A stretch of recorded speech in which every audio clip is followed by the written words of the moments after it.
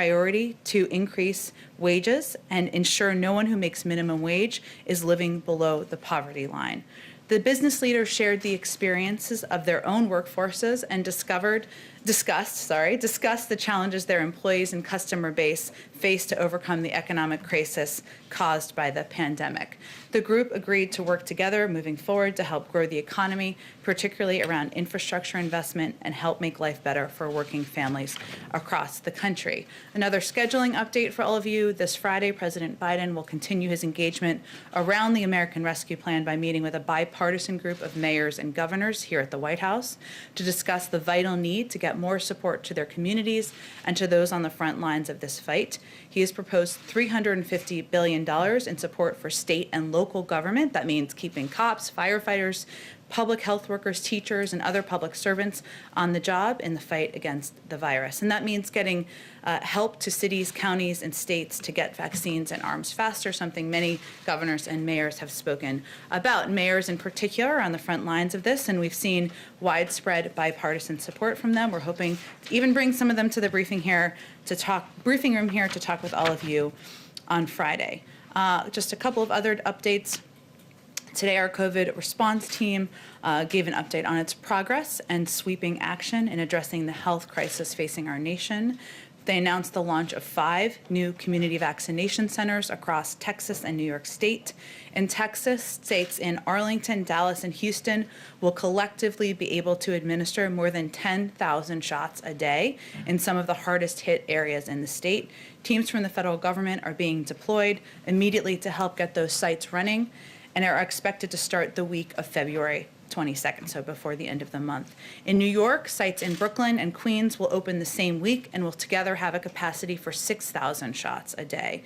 This follows 2 sites announced last week and other ongoing efforts to accelerate equitable vaccination efforts, including by increasing weekly state vaccine supply by 25% since entering office, deploying federal personnel to support vaccination efforts nationwide, and over $3.15 billion in funding to states, tribes, and territories. Second, our team also announced members of its Health Equity Task Force. This is something many of you have been asking about since the president took office. The president's 12 members will bring noteworthy backgrounds and expertise to represent a range of racial and ethnic groups and other key constituencies, including children and youth, educators and students, healthcare providers, immigrants, individuals with disabilities, LGBTQ individuals, public health experts, rural communities, state, local, territorial, tribal governments, and labor unions.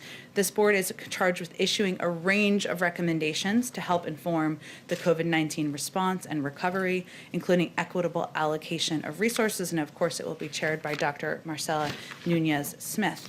Finally, someone in here, I think it was your colleague from the AP, asked couple days ago, I should say, about the president getting COVID tested, and I just wanted to provide an update that the president's last COVID test was last Thursday. It was negative. We will venture to ensure we are providing that information to you as it comes out moving forward, or as he is tested. But just so everybody has a full assessment of why, or the timeline. 95%, there's 95% protection from the vaccine, but it's not 100% protection. So the president's doctor believes it is reasonable and prudent to randomly test the president every 2 weeks as surveillance, and we'll keep you all updated. But that's kind of while there isn't CDC guidelines, that's his recommendation. That is it. Let's go to you. Go ahead. Well, thank you, Jen, for the follow-up there. On 2 topics, first being impeachment. The president has said consistently that he will not be watching the trial. He said so again yesterday.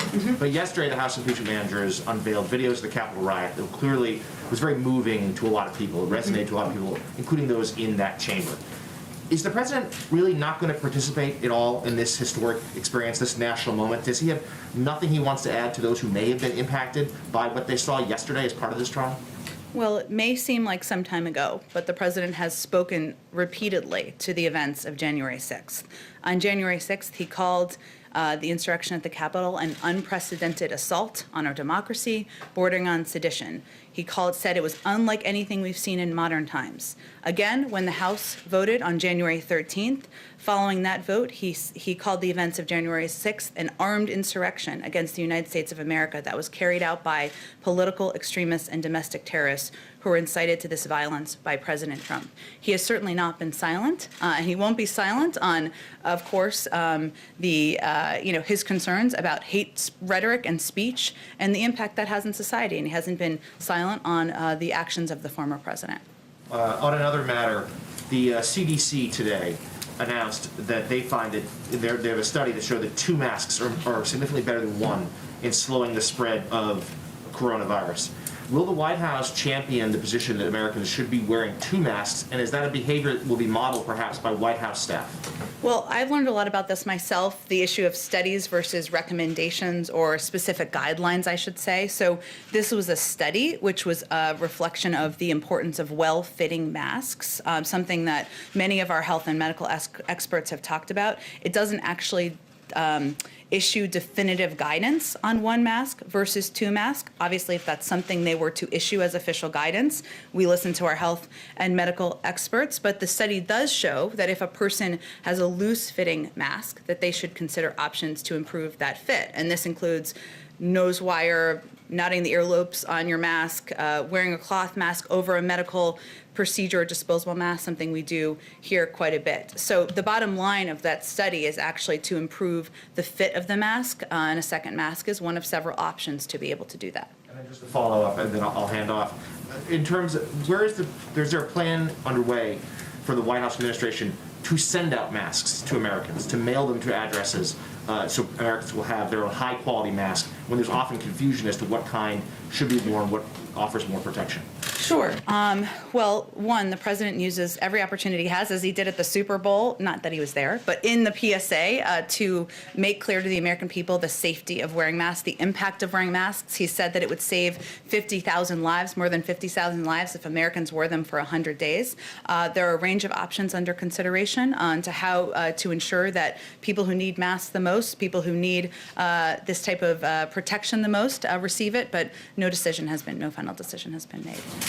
Go ahead. The president's remarks at 1 o'clock on Burma, could you give us a little flavor of what he's going to say? Is he going to announce sanctions?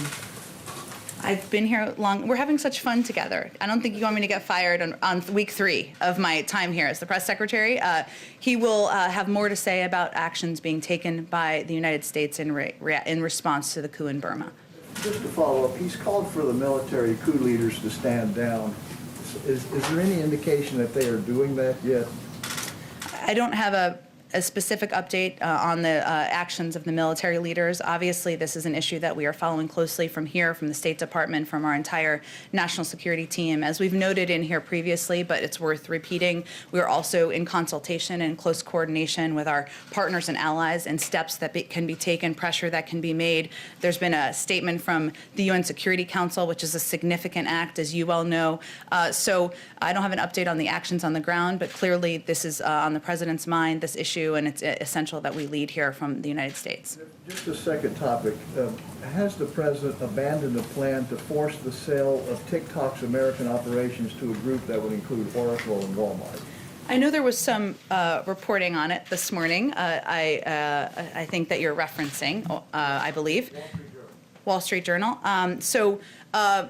It's not accurate to suggest that there is a new proactive step by the Biden White House. It looks like there was a conflation of 2 ongoing processes, one that's through the courts and one that is through the CFIUS process that goes through the Department of Treasury. There is a rigorous CFIUS process that is ongoing. I'm not going, of course, not that you're expecting me to, set a precedent of commenting on those reviews in process, but would just stress that they are distinct processes. I will note, broadly speaking, that we are comprehensively evaluating, as we've talked about in here, the risks U.S. data, including from TikTok, the risks to U.S. data, I should say, including from TikTok, and we'll address them in a decisive and effective fashion. But if we have news to announce, we will announce it. So I wouldn't take it as a new step. Lastly, is there a timetable for this review? I don't have a timetable for you. Again, it's a broad review that's expanded beyond TikTok, of course, from here. And I think what I was referencing in the beginning is the fact that there are ongoing processes through the courts, which we'd certainly send you to DOJ and others. But there's also an ongoing CFIUS review that's happening at the Department of Treasury. Sure. Go ahead, Kristen. Jen, thank you. So President Biden will be speaking at the Pentagon later today. Among the top issues he inherits, of course, Afghanistan. So will he be addressing the situation in Afghanistan? And Republican Senator Lindsey Graham said over the weekend it's his understanding that the troops will not be leaving Afghanistan in May, as was determined under the previous administration. Is that an official decision that President Biden has made? I'm not aware of Senator Graham being a spokesperson for the administration. I will say that I wouldn't expect there to be an update in his remarks today at the Department of Defense on Afghanistan. Of course, this is a topic that is of utmost importance to the president and his national security team, but I don't have an update on force posture, and I wouldn't expect one today. So just to be clear, no official decision on the troop withdrawal that was previously determined under the previous administration. There's no update on a change or update on a status of force, the status of the force posture. Obviously, that would be something determined in consultation with the Secretary of Defense. So I understand what you're asking. He's going there today, but that's not the focus of his trip. Okay, and if I could just follow up with you on comments you made yesterday about school reopenings. You said the goal was for more than 50% of schools to have some teaching in person at least one day a week. You said you hoped it would be higher. But why is the administration setting the bar at one day a week? Why not go higher? Well, certainly we are not planning to celebrate at 100 days if we reach that goal. That is our own effort to make our own, set our own markings, set a bold and ambitious agenda for how we're going to measure ourselves and progress. But we certainly hope to build from that, even at 100 days. And from there, our objective, the president's objectives, is for all schools to reopen, to stay open, to be open 5 days a week, for kids to be learning. That's what our focus is on. This is simply a goal for 100 days. So Jen, a lot of schools are already doing that. And for working parents, one day a week doesn't help a whole lot. That's, again, the bar of where we'd like the majority of schools across the country to be, which they're not at this point in time.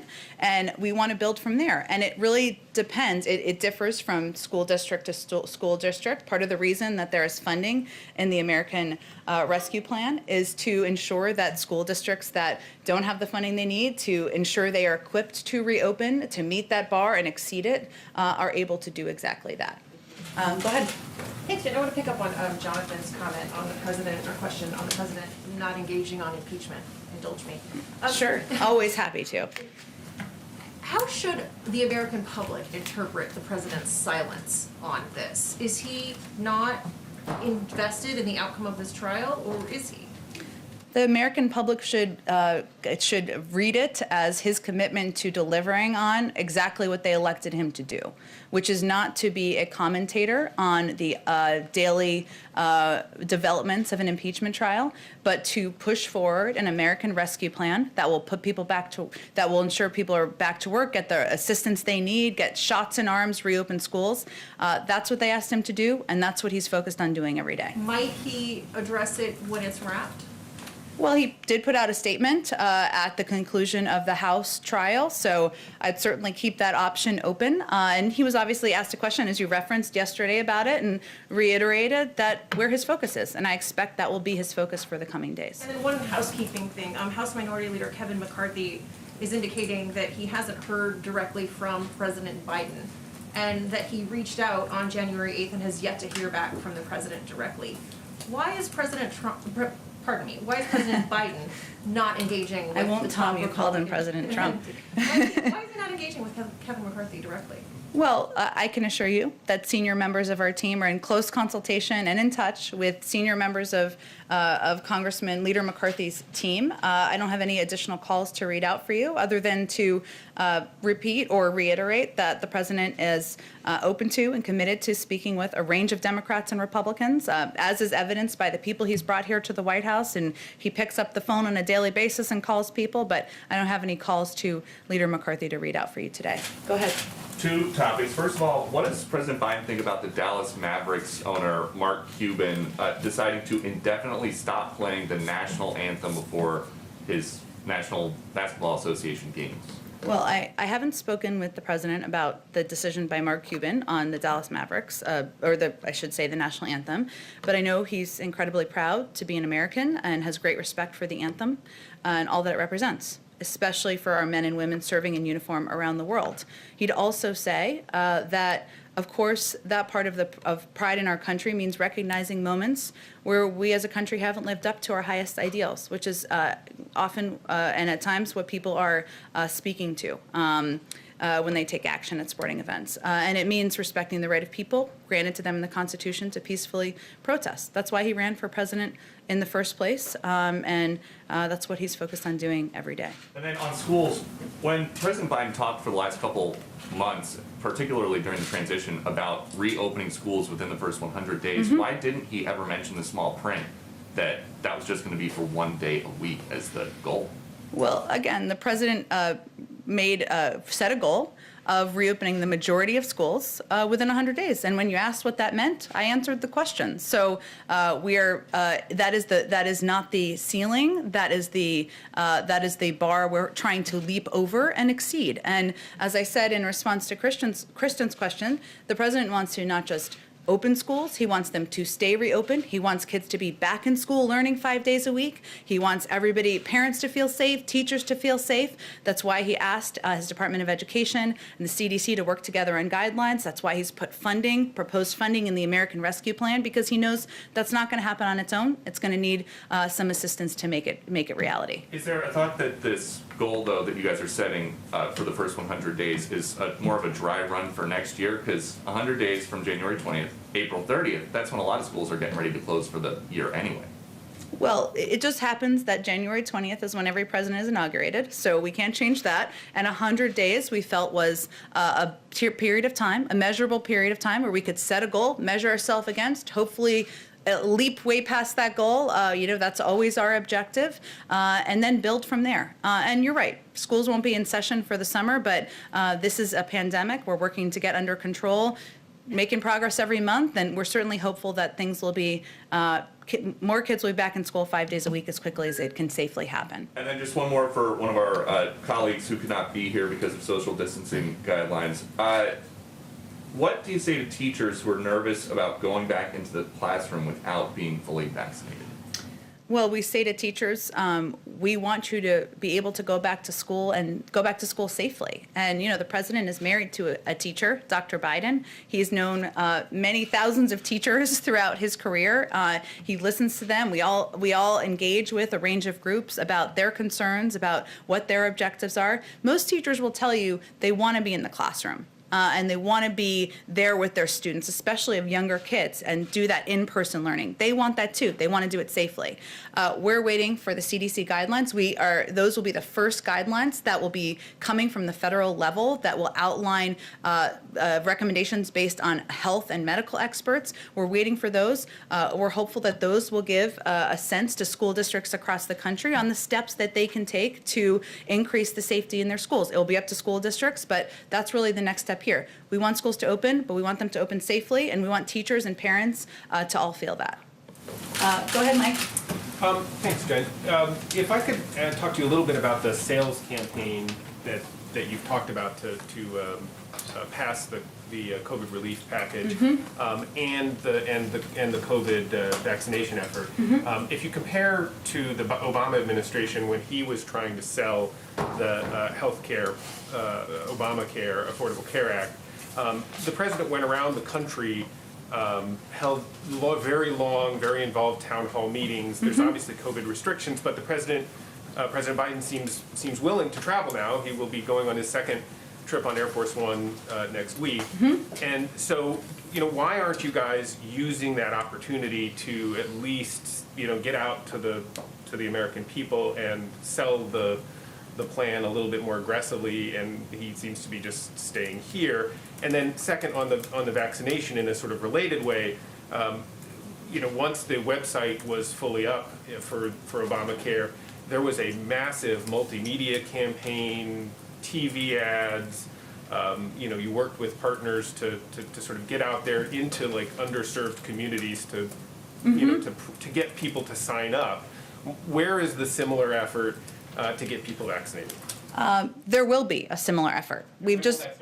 We've only been here 3 weeks. It takes some time to get a paid media campaign off the ground. We want to do that in an effective manner. We're not waiting or delaying. We obviously just announced the Equity Task Force today. All of these individuals are experts, represent different parts of the country and different communities in the country who are deeply impacted. We expect to have many of them out there communicating broadly. We've done dozens and dozens and dozens of interviews with senior administration officials, with cabinet officials to communicate about the American Rescue Plan. The president's been out talking about it nearly every day. So we have not held back from using the bully pulpit of the presidency to communicate with the American public.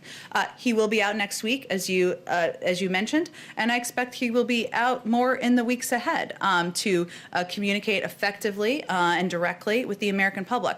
But a little different from the Affordable Care Act, what we're doing in part, it may be what's the components of what are in the plan, reopening schools, getting vaccines in arms, ensuring that Americans who don't have food have concerns about putting food on the table, have money to get through this period of time, is working. More than 70% of the public in almost every poll supports this package. So we are certainly out there. Everybody's focused on this every day, selling it, and the public seems to like what they're hearing, but our job is not done. We need to get it across the finish line. So the president will be traveling and others will be out there even more in the weeks ahead. And on one other topic, the president put forth on the first day a comprehensive immigration proposal, legislation that would wrap a lot of things into one bill. There seems to be support in the advocacy community, immigration advocacy community now for moving ahead with components of that separately, both for Dreamers, perhaps for ag workers. Does the president support splitting that effort up? While they're, essentially while the bigger package is being worked on, does he support going ahead, and would he sign into law if they got passed the smaller pieces? Or does he want to put that off and wait for the bigger effort? Well, as you know, Mike, from following this closely, the formal bill has not been proposed yet on Capitol Hill. The president proposed it with three key pieces of it because he felt they were all important, including investing in smart security, providing a pathway to citizenship for 11 million undocumented immigrants, and also addressing the root causes that are causing people to flee their home country, something he worked on even as vice president. So it hasn't even been formally proposed. I think we're going to wait for that to happen before there's, readouts or our engagement on what is looking like it's going to happen on Capitol Hill. But we'll see what happens. Go ahead. 2 questions, please. In India, Twitter has shut down hundreds of accounts from people who criticize the government. Is the White House concerned about this crackdown on free speech by the Modi government, and to what extent does this impact the U.S.-India relationship and your administration's Indo-Pacific strategy?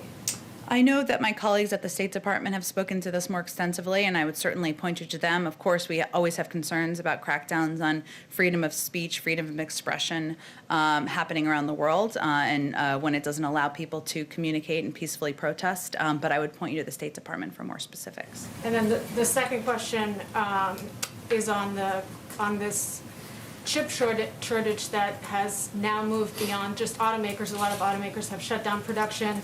Obviously, they need the chips to come in from Asia. You're planning to do a broad supply chain review, presumably including these chips. What does that mean? Does the White House consider these parts essential? And are you interested at all in creating incentives for chip makers to make them in the U.S.? Because there's a lot of everything basically relies on them. Right, absolutely. The supply chain is essential. This kind of flows into both the economic team and the national security team. Let me talk to them and see if there's any more specifics on our plans for incentivizing production here in the United States. Go ahead. Thanks, Jen. I wanted to ask if you could share more about the trip to Wisconsin. Why Wisconsin? Is he going to be doing more? You alluded that he'd be doing some outreach. Can you talk about what kind of outreach he'll be doing?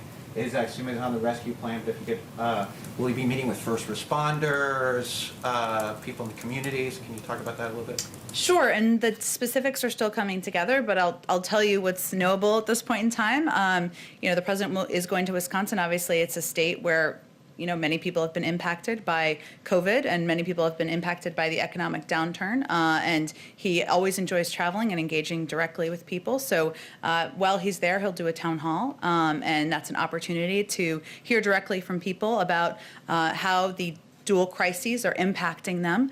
In terms of other events and stops he'll do while he's there, the schedule is still kind of coming together and being finalized. On Myanmar, Burma, in Burma, the economy is really weak.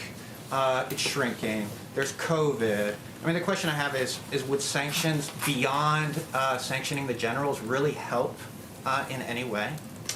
Help in terms of change the behavior? Correct. Well, Or just hurt regular people in the country? Well, we'll wait for the president to actually announce the specific details, which I know will happen more later this afternoon. But part of our effort is not just unilateral action from the United States, but also working with our partners and allies, including in the region, to determine the right ways to put pressure on and have engagement. As I noted earlier, there was obviously the statement from the UN Security Council, permanent members. There is ongoing discussions and talks with our partners and allies in Asia and Europe. And there's certainly a recognition that this will need to be a coordinated effort. And on immigration, and I know on Monday you talked about kind of working out the priorities, national security threat, recent entries. There's more reports of growing number of people arriving on the border. How closely is President Biden watching this? Obviously, attacking the root causes of this migration is something that he knows well, that he's worked on for a long time. But what about in the short term? What steps are going to be taken to confront this issue? Because more incoming, so we don't have a repeat of things that we've had in the past, which obviously President Biden is very familiar with.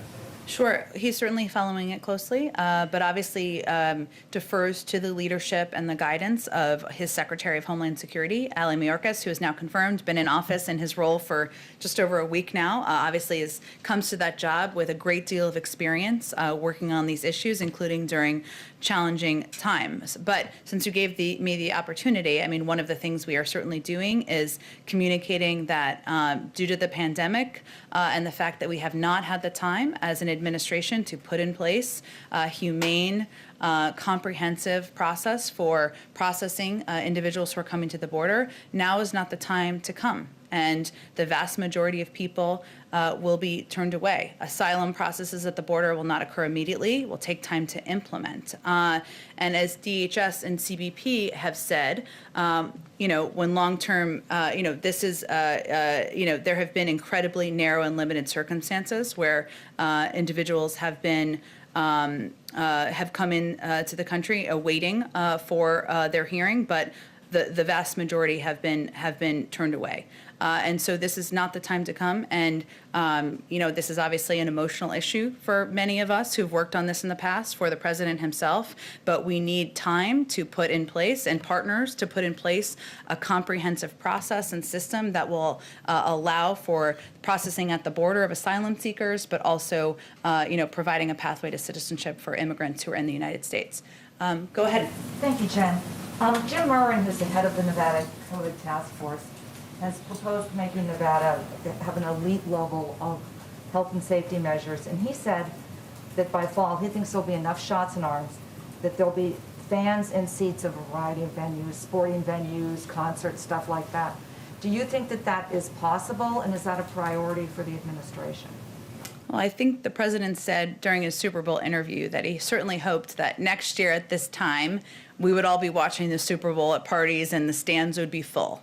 But we defer to our health and medical team who look at the entire country, and I'm not sure if this individual is just looking at Nevada or looking at the entire country, and what their guidelines and their guidance offers us. We know that we will have enough vaccines to provide them to the American people by the end of the summer, but a vaccine is not a vaccination, and in order to get to a place where we are returning back to normal, we need to ensure that those vaccines are made or turned into vaccinations, and that that a large swath of the American public is vaccinated. But obviously, we defer to our health and medical team working for the federal government here. No disrespect to the individual you mentioned.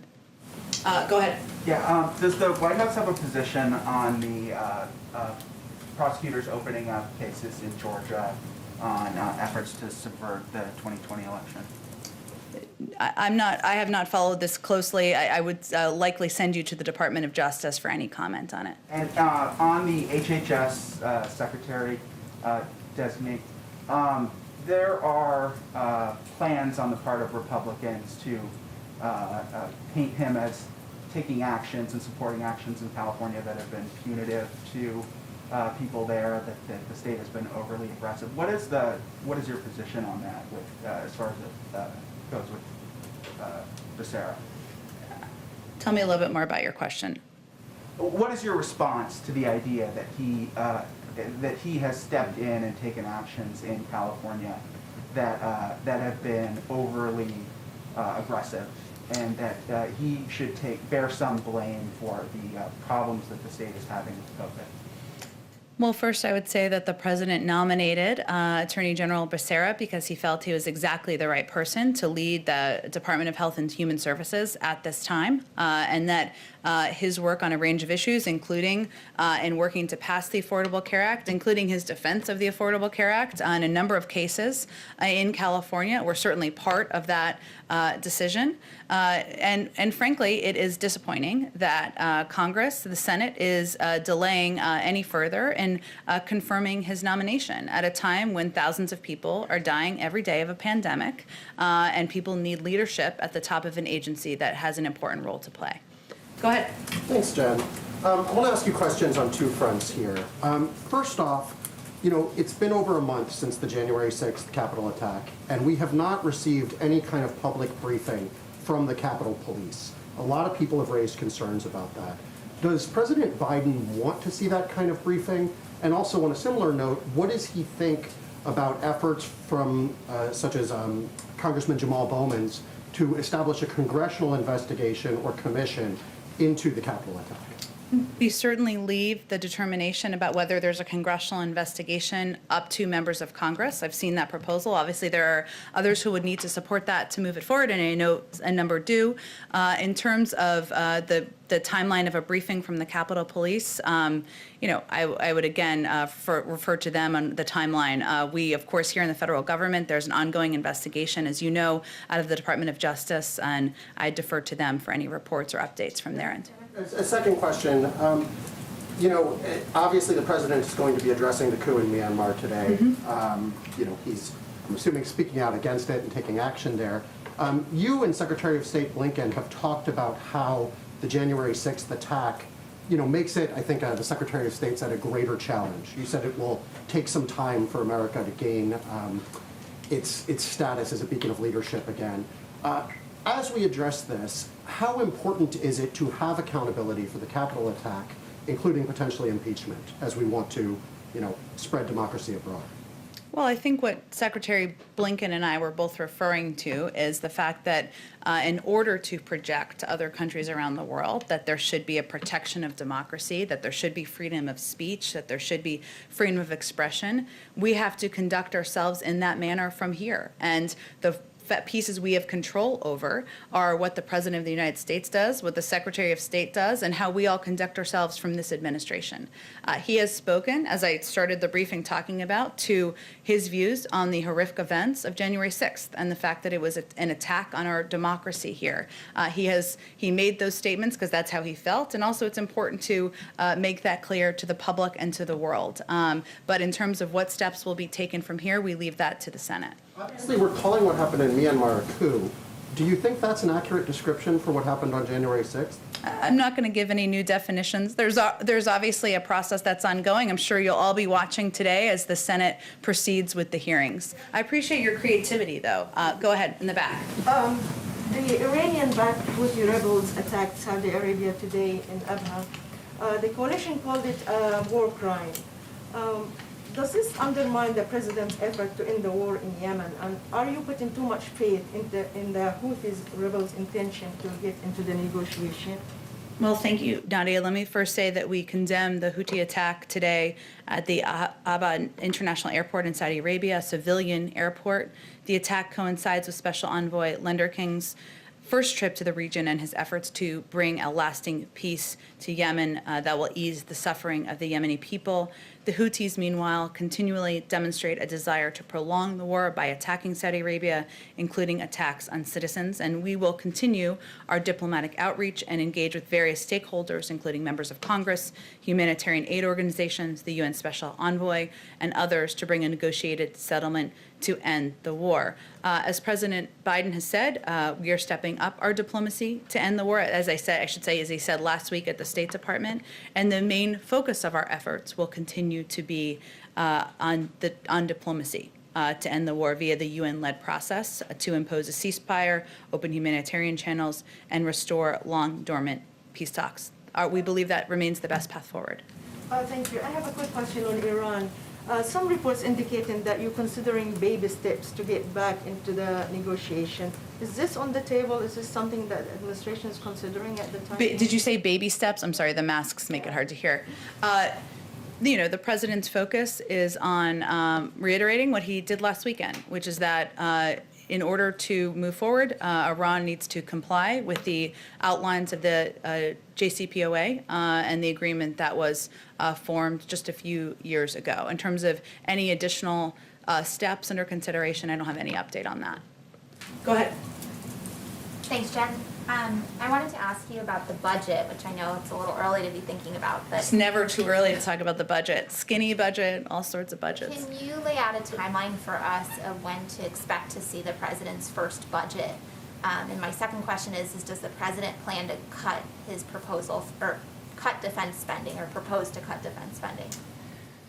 As you know, our nominee to lead the OMB just had her hearing yesterday, and hopefully she'll be in place soon. But there were some challenges that came about during the transition in terms of a bit of intransigence from the outgoing administration and lack of cooperation as it related to OMB and the budget process. So we expect there to be a delay in the release of his first budget. I don't have an exact timeline of when that will be, though. Would we see an outline or something? I mean, I know the budget's a thick document, but would you see an outline before that, or what are you thinking? I don't have anything to preview yet for you. I can talk to our friends or connect you directly with our colleagues at OMB and see if there's anything more specific they can preview for you at this point in time. Thank you. Sure. Go ahead in the back. Yes, thank you, Jen. On Iran as well, does the administration welcome any role that its allies in the region can play in order to help facilitate talks with Iran or bring it back to the table? I mean, General McKenzie said on Monday, namely about Qatar, when you consider the problem with Iran, they have a large role to play in that. Does the administration consider Qatar as a potential, maybe role player in bringing Iran back to the table? And knowing that both National Security Advisor Sullivan and the Iran's envoy Rob Mali, they both spoke with the Qatar Foreign Minister. Well, the way to move things forward is for Iran to come into full compliance with its obligations under the JCPOA. And if they do that, the United States would do the same and then use that as a platform to build a longer and stronger agreement that also addresses other areas of concern. So that's really, the ball is really in their court to take those steps. And whether there are roles of other countries in the region, obviously in any of these if we were to reach that stage, consultations with countries in the region would be a key part of that process, but we're certainly not there yet. And also on the Houthis, please, delisting the Houthis from the terror list, other than the humanitarian assistance, does it have any strategic significance? Is the administration willing to enter a dialogue with the Houthis in order to end the war in Yemen in a peaceful way? I know there have been some reports, but I don't believe my colleagues at the State Department have confirmed anything about delisting, so I would point you to them for any confirmation or specifics and any of the reasoning. But is the administration going to do that anytime soon? Again, I'd point you to the State Department. They have not even spoken to these reports. Go ahead, Mike. One quick question. I know the speaker hasn't yet set a date, but I assume we all expect a joint address to Congress in the next few weeks. Has the president started the process of both thinking about what he wants to say personally and also the sort of interagency collection of information that a president normally does for these things? Interagency collection doesn't make it sound that interesting. Discussing with experts all of the ideas they have to put Americans back to work.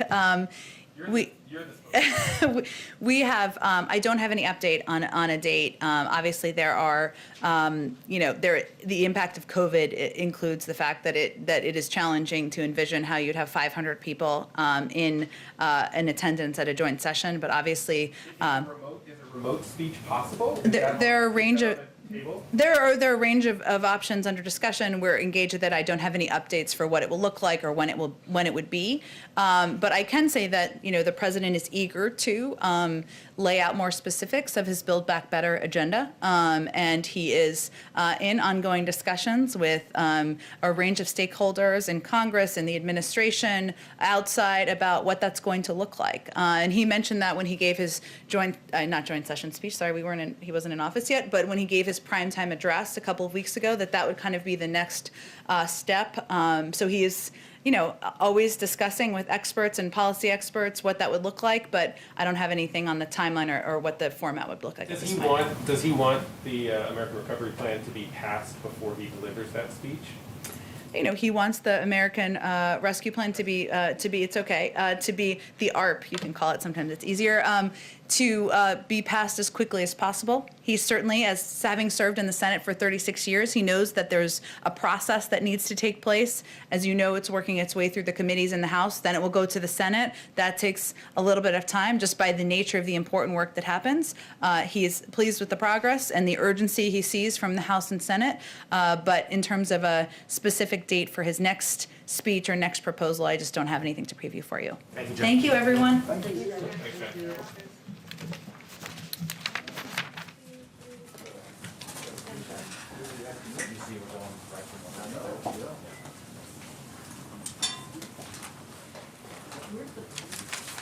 in the South.